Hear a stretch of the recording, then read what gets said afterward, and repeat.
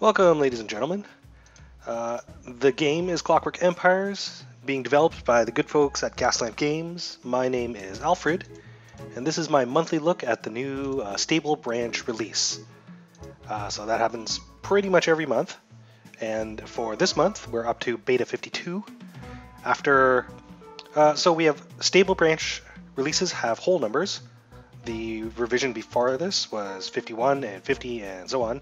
Then the experimental branch releases between stable branch releases have a letter designation, 51A, 51B, etc., until the next stable branch release. This is notable because the prior revision saw a lot of experimental revisions and hotfixes. Like literally got another overseer coming in. Literally 2 or 3 days after 51 went live, they were already up to like Beta 51D or something. And amidst the flurry of bug fixes, 51 got all the way up to Beta 51J before the time came to release the next stable branch release, which is where we are now. Which is just to say, there's been a ton of work on the game between 51 and 52.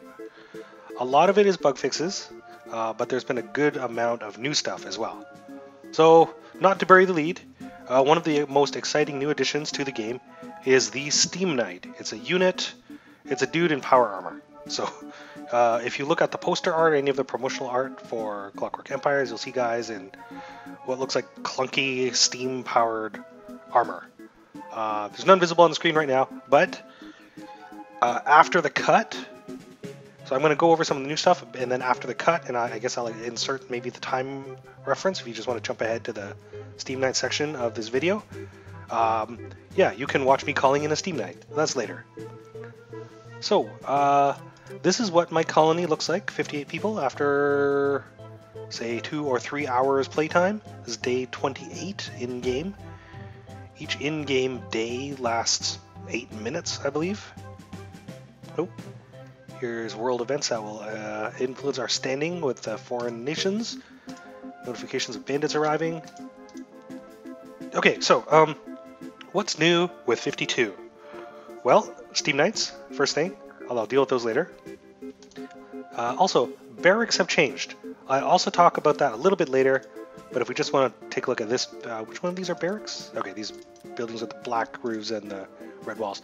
So there's a new Barracks interface. I go into that in more detail slightly later in the video, but just bear in mind that's seen a lot of work as well, and work will continue on the Barracks.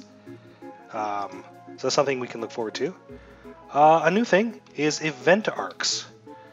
So for those of you on the experimental branch, you may already be familiar with the Strange Meteor event, or the Fish Person Idol event, or the I believe Idol of Quaggaroth, or the Canoptic Geometer event. Anyway, so event arcs. An event arc will pop up a little notification window here at the top right of the screen underneath the minimap here, and it'll present you a series of branching choices. Each successive choice you make depends on the previous one you make. So I'll give you an example. The most common one you'll get is probably maybe the Fish Person Idol event.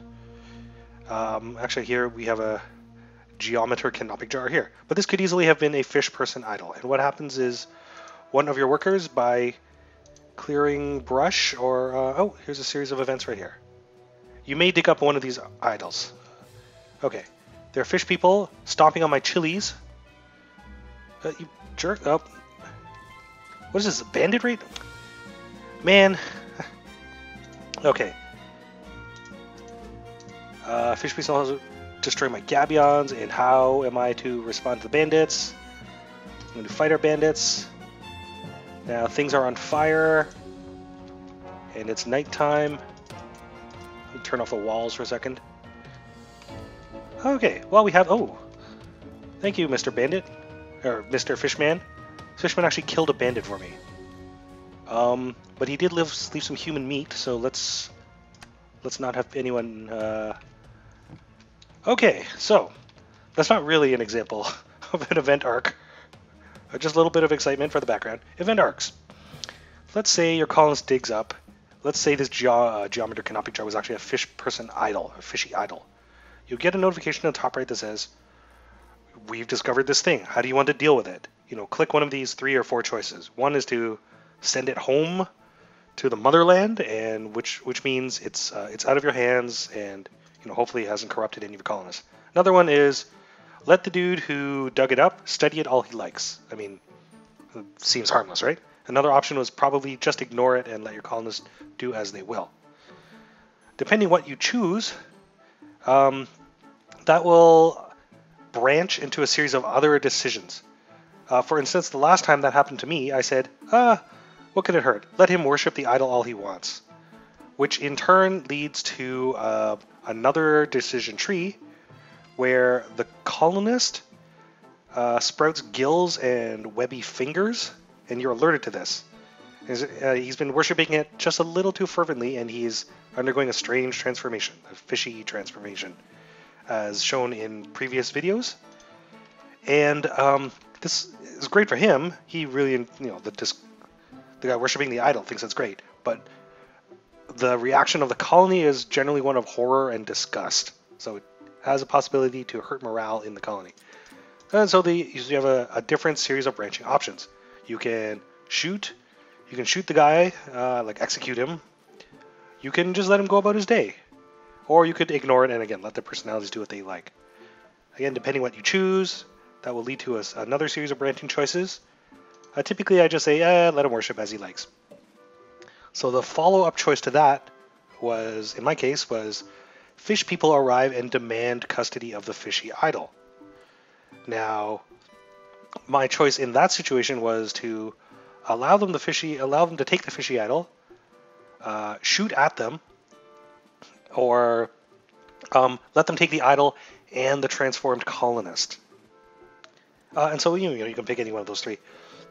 So that's an event arc. It's sort of a narrative event, a series of choices, all of which have bearing on how you run your colony, etc., etc. The Strange Meteor event starts with a meteor landing somewhere on the map. You start to get spawns of strange alien, I think they're like alien grubs or something, and also weird alien fungus, and it glows, and they're very mysterious. I don't really understand what all of that's about. Anyway, that's another event arc. So that was introduced in the experimental revisions prior to this stable branch release. So all that is in there. Plus, several more event arcs. The UI has seen some love. I don't know if you can tell, a lot of the work crew interface has been tweaked a bit. So work shifts, I cover work shifts a little bit later as well. So that has seen some revision. Also, you may notice some visual differences in the way the workshop interface works. So all of that's very nice. Those are the big changes. There have also been a bunch of little changes. Again, lots and lots of bug fixes. There was a persistent sort of commodities counting error where we would, for some reason, the number of commodities that appeared here in the menu would not match the number physically in your stockpile, or even if you bring up the stockpile inspector, for some reason they wouldn't match. That was the subject of a bunch of bug fixes, and I think it's better than it was, but the latest reports from other testers or early access players such as myself has been that on occasion, I see we're having some conflicts with the fish people. Yes, under certain circumstances, small errors may again creep into the accuracy of your stockpiles, and having too few or too many of a thing can lead to like mysterious work stoppages because your carpentry runs out of wood or whatever, right? And but your stockpile doesn't reflect it and you don't understand why. The devs are working on it now. So, every fix introduces 2 new bugs sort of thing. But it's got their attention. There have been changes to the way the military works, changes to the workshop. When people are building things in the workshop, rather than make several trips for, let's say you're making something in the carpentry that requires 5 planks, and you have 5 planks in the stockpile, the workers will no longer make 5 trips to gather 1 plank individually. They'll actually, they'll actually have the initiative to gather up 5 planks and trundle into your carpentry with an arm load. So it makes manufacturing a lot more efficient, and it reduces sort of that hauling overhead that slows your colony's productivity. So that's, let's see, that's some changes to the workshops. Oh, here we have a world event. Long story short, our relations with the Stallmark have degraded. So a bunch of new modules it's now possible to make a bunch of new modules. For instance, we can see here, okay, actually, the carpentry is not the source of these modules. The metalworks is a much better source of modules. For instance, here we go. The various upgraded kilns and crucibles, and here's a power stamper for the metalworks, and a power lathe for the carpentry, and a grinder. I believe, actually, I'm not sure where that goes. I assume the grinder maybe goes in the metalworks, or maybe the ceramics workshop. And of course, the metalworks can also make weapon lockers, which I'll cover when I talk about the military workshop upgrades and how they relate to your military loadout. And of course, all sorts of nice metal cosmetic doodads. Yeah, there are a whole bunch of small little tweaks that this is not really the forum to discuss all those. If you're really interested in those, almost every single one is covered in the Clockwork Empires official sort of monthly newsletter or change log, right, for this month, which you can find at their website.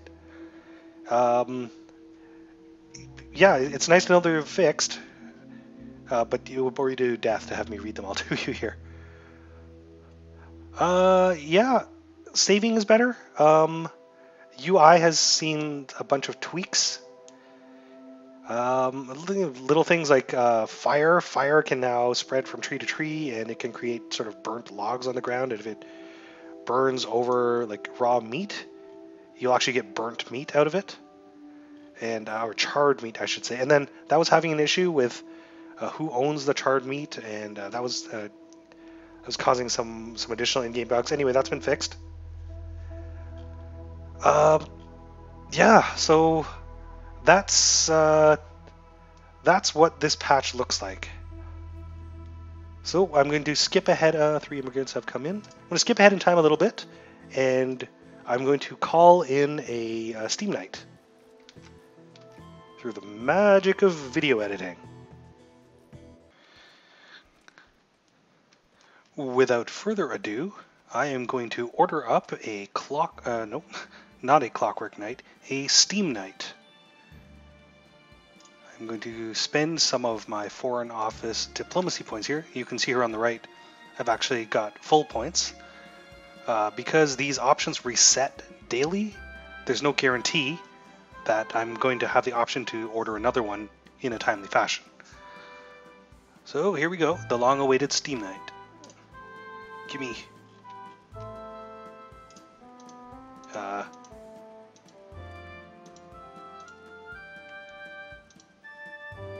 spent the points, right? Yeah, they're all gone. Steam Night arrives. Steam Nights arrive.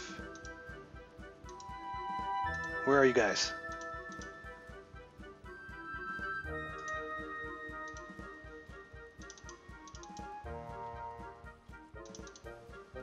Oh, there we go. Unfortunately, we missed the arrival. They actually drop out of the sky, like they don't parachute down. They just it's like Iron Man coming in for a landing. Yeah. So we get one Steam Knight. He's not under my direct control. Like, he's not part of a military crew. He just wanders around close to civilization. So he obeys the same civilization rules as the rest of the colonists. Which is he'll stick close to areas where there are buildings and things. and if he gets too far away, he turns back around. You can see this one is colored matte black. So there's a variety of colorations for the Steam Knights. Some are just unpainted gray metal. Some I've seen with blue stripes, and I believe another variant has red stripes. As you can see, it's a gigantic gun. This is actually a grenade launcher. As you would expect, it fires grenades. So there's this projectile that travels a short distance and detonates wherever it hits. It sets fire to wooden things like trees and buildings. And if it lands in your crops, like flimsy things like crops, they're just instantly destroyed. So you get a big, like, circular void where you used to have crops, although it won't destroy the actual field. And I don't believe they leave craters, and he's navigating through some rocks. So this is not a permanent Steam Knight. Like the other call downs from the Empire, you get them for 3 days, and then they go away. I've never seen one leave, so I'm not sure if he just walks off the edge of the map, like the other units do, or he just disappears, like he evaporates. They walk so slowly, right? It'll take forever to walk off the edge of the map. But there you go. Steam Knights are now in the game. Maybe we'll... Unfortunately, I don't think there's much chance we're going to see any combat. My relations with the fish people are hostile. I have set the colony to shoot on provocation, I believe, so it's not shoot on sight. But my soldiers are allowed to shoot at them if they break colony rules by destroying crops or attacking gabions or things like that. Unfortunately, I think the fishmen have now learned to stay away from the colony. Unfortunately, that's that. Well, let's take a look at the state of the colony. So this colony has been playing, I think, 2 or 3 hours now since the release of Beta 52. We've reached 56 colonists. I am building a crap ton of bedding, and I'm still, like, I've only got enough beds for maybe 2/3 of the colonists. I have been putting a lot of resources into making these rugs. And see, I've put these rugs everywhere. And that's to try and raise the quality of the sleeping quarters, right? So even though not everyone's getting to sleep on a bed, those who do sleep on bed get really good night's sleep, which affects their happiness. So I'm hoping people who randomly, as a random subset of all my colonists, are able to sleep, the average happiness of each individual colonist will be passable, right? And I think it's okay. There's minor little bits of unhappiness, but I think I'm doing overall okay. Here I've opened up the colonist list, and you can see their disposition here by the icons on the right-hand edge. So I think we're doing okay. I've got this kitchen, and it is churning out chili stew. These 2 fields are chili stew, and they're just churning out stew as fast as I can. Glowing report, all is good. But even with that, I'm still not, like, barely able to keep ahead of. I'm still getting a little bit of hunger or starvation. Oh, I should probably cook some of this meat. But yes, for a long time I've just been subsisting on chili stew as much as I can. In fact, I've started on a second kitchen here, just so I can process even more stew. I've got the ceramics workshop up and running. This here is the carpentry, all good. Kitchen. This is actually a barracks, I believe. Yep. Which is just full of cots. I've actually built 2 barracks. Here's the other one. This is an actual bunkhouse, a lower class house. This is a middle class house, I believe, unless it's this one. Anyway, I've built several houses just to contain this great number of beds, and I anticipate building more. I mean, I don't even have enough beds for all my colonists, right? I would like everyone, however, to appreciate this mineral patch I stumbled upon. Look at these pips. And my natural's been very busy identifying all of them. As a result, this mine built nearby produces a wide variety of things, right? Hematite, coal, chalk, sphalerite, as well as the usual sand and clay.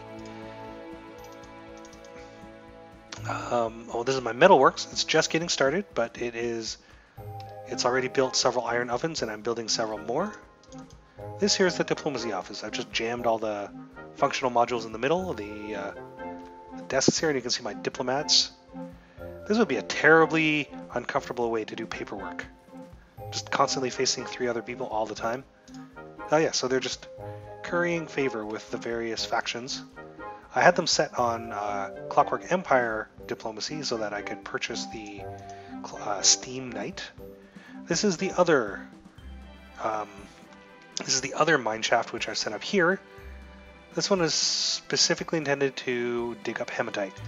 This one also produces hematite. However, because it can produce so many things, it produces like a random assortment, and the probability that it will produce a particular thing I want is actually quite low. So I built this one for purposes of getting me hematite. And as you can see, I've got a great quantity of hematite, and it's being refined into iron ingots. The one thing I am missing is copper ingots. Couldn't find copper anywhere on this map, or nowhere nearby. I might have to do some more scouting.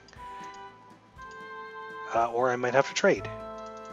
And copper is really holding me back, because I can't build brass, anything brass, and some of the more advanced components need copper parts as well. The metalworks, nope. The metalworks has now had several modules added. The grinder here is actually a functional module now. It will help you process ore and stone faster. Of course, I don't have the parts, I don't have the materials to make the brass cogs you see there. Steam ovens, vacuum chambers, so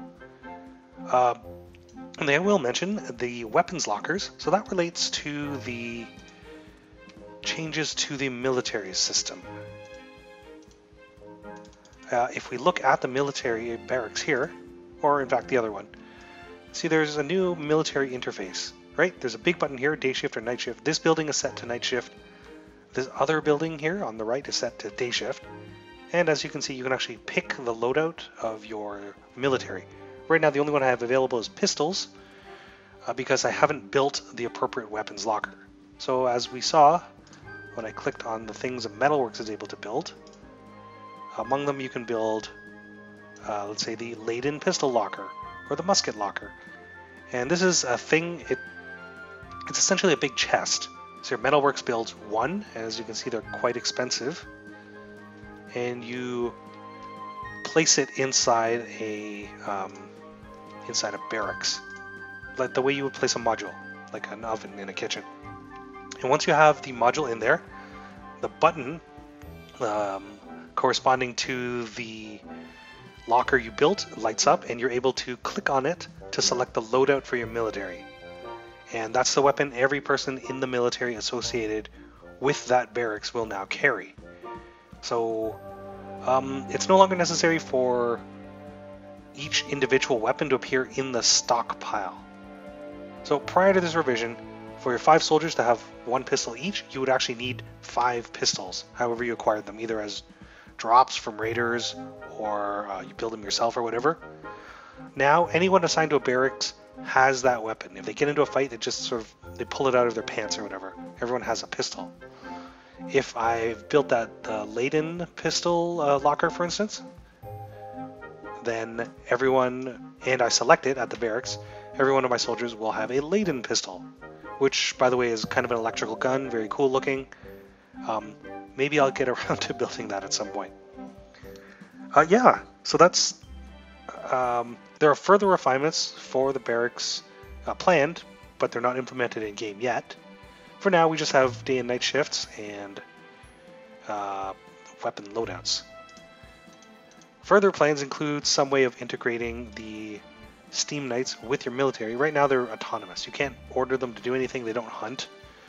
They will attack attackers, and they'll just hang around and shoot things that threaten your colony. But they're not really under your direct control. Yeah.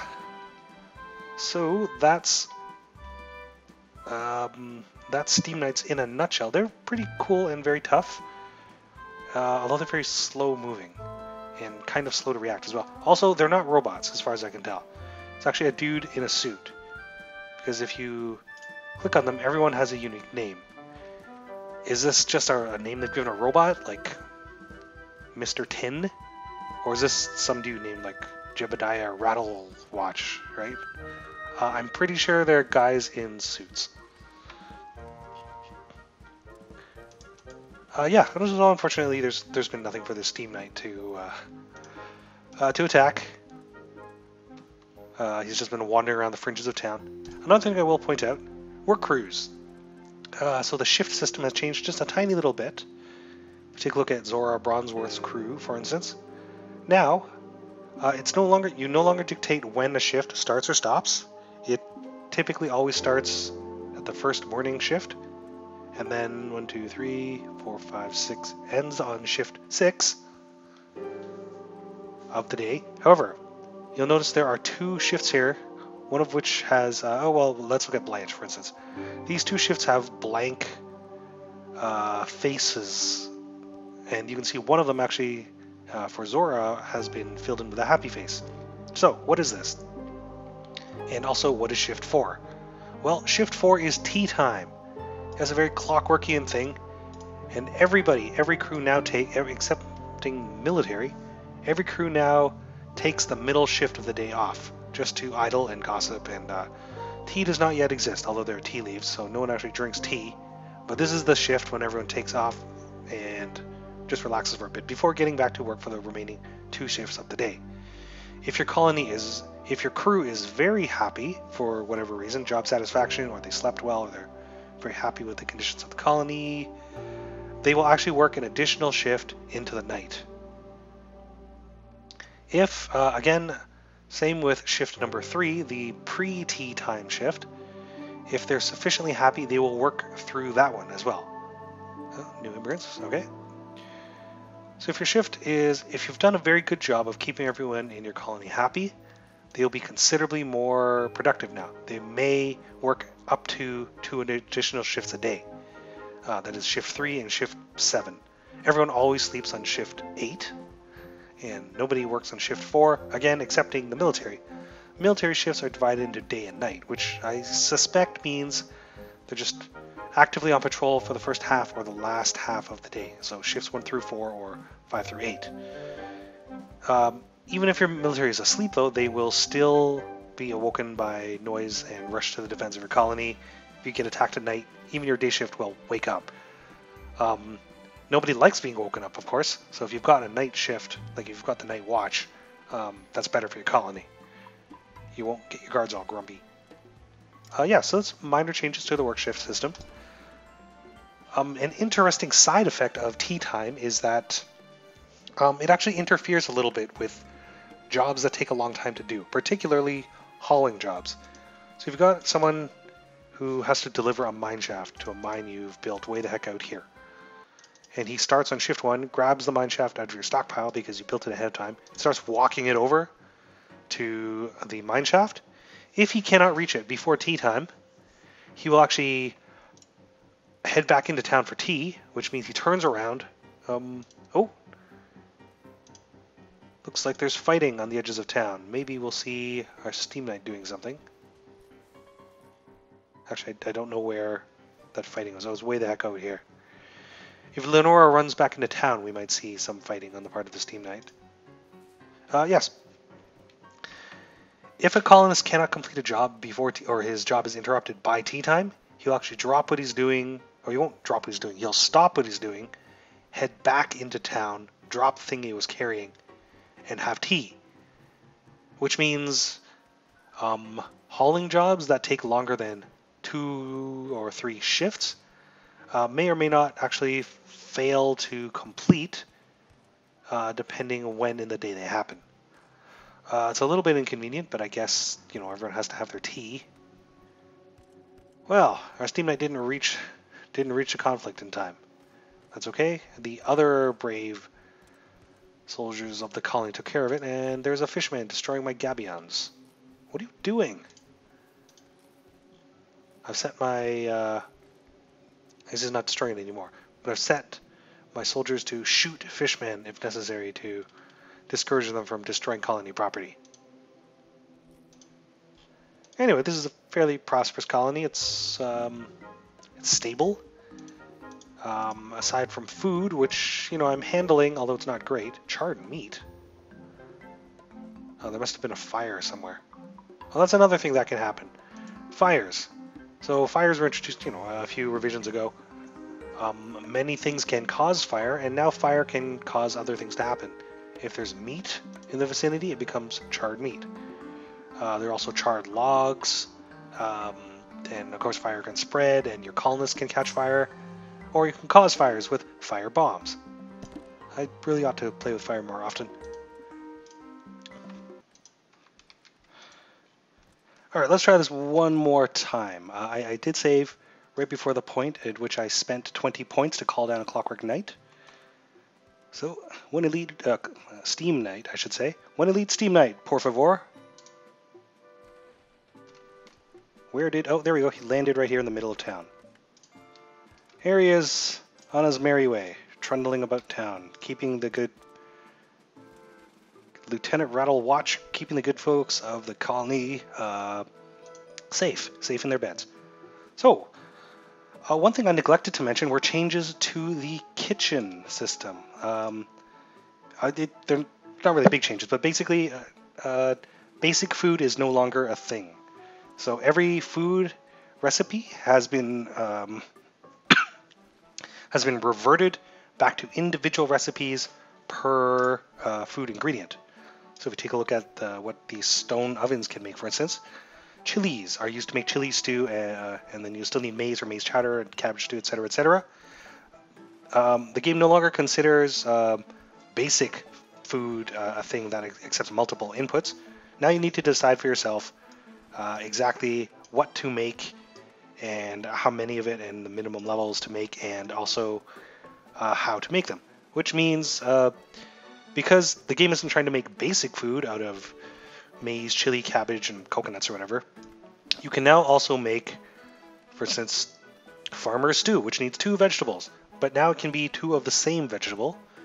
It's just twice as expensive, right? You'll see farmer's stew actually requires 2 raw vegetables, and it only outputs 2 stew, whereas, crappy chili stew requires 1 chili and gives you 2 stew, so it's, twice the volume of food. But of course this is higher quality food, which will make people who want better food happier, which is typically your overseers and aristocrats, and of course your other very expensive food items, sausages and coconut curry, which needs sugar, which is new.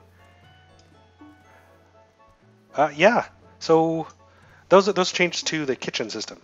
That's another thing to be aware of. Personally, I like the direction that's going. I like the old school kitchen system, which the current kitchen system now resembles. I didn't like so much when things were bundled into cook basic food, accepts multiple ingredients. I felt I had less control over how my colony was cooking the different ingredients that could go into making food. Anyway. So that's my changelog look at Beta 52. Again, the game is Clockwork Empires, being developed by Gaslamp Games. This is the latest Stable Branch release. Came out just a couple of days ago. My name is Alfred. I do look at these about once a month, on the occasion of a Stable Branch release. It's in early access and can be purchased as such on Steam, on the Humble Store, directly through the Gaslamp Games website. Again, it's not done, so things are not all features are in. Things are being worked on. Things are subject to change. I hope this has given you a good impression of where the game is at. And for subsequent episodes, which tend to follow my monthly looks, I will play through the game for a few episodes, so people can get a feel for the pace of the game. And, maybe this is a thing that interests you. If you are interested in purchasing the game, it's actually a small amount discount. It's 10% off through the Steam store. If you're interested in getting in early at the game and you know what you're getting into when you purchase an early access game. Otherwise, the developers have said they're perfectly okay with you waiting for the game to be done. So if you want it to be polished, maybe you should wait. yeah, that's where the game is at right now. So I hope you found this informative. Please feel free to follow me as I bumble through making a colony over the next couple of days. I will catch you next episode.